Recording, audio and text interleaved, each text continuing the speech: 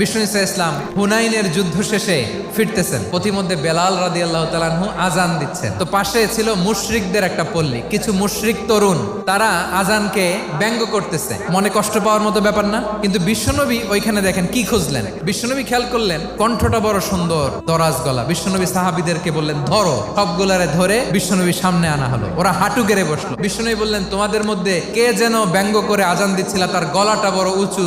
আবু মাহজুরা বলে আমার বন্ধুরা সবাই আমার দিকে আঙ্গুল দেখায়। আবু মাহজুরার মাথায় হাত দিয়ে বললেন এবার আজান দাও দেখি। আবু মাহজুরা বলে আমি তো আজান দিতে জানি না। বিশ্বনবী বললেন তাহলে আসো আমি তোমারে শিখাই দেই। বিশ্বনবী একটা বাক্য পরে, আবু মাহজুরা পরে, বিশ্বনবী পরে, আবু মাহজুরা পরে। আবু মাহজুরা বলে এক একটা বাক্য পড়ি আমার কলিজাটা গলে ঠান্ডা হয়ে যায়। বিশ্বনবীর সাথে দাঁড়িয়ে উনি শাহাদা পড়ে মুসলমান হয়ে গেলেন। বিষ্ণু ইসা ইসলাম বললেন যাও আবু মাহজুরা, আমি তোমাকে পৃথিবীর শ্রেষ্ঠতম মসজিদ মক্কার মসজিদুল হারামের মুয়াজ্জিন হিসেবে অ্যাপয়েন্ট করে দিলাম। দেখছেন কিভাবে ট্যালেন্ট হান্টিং করতে হয়।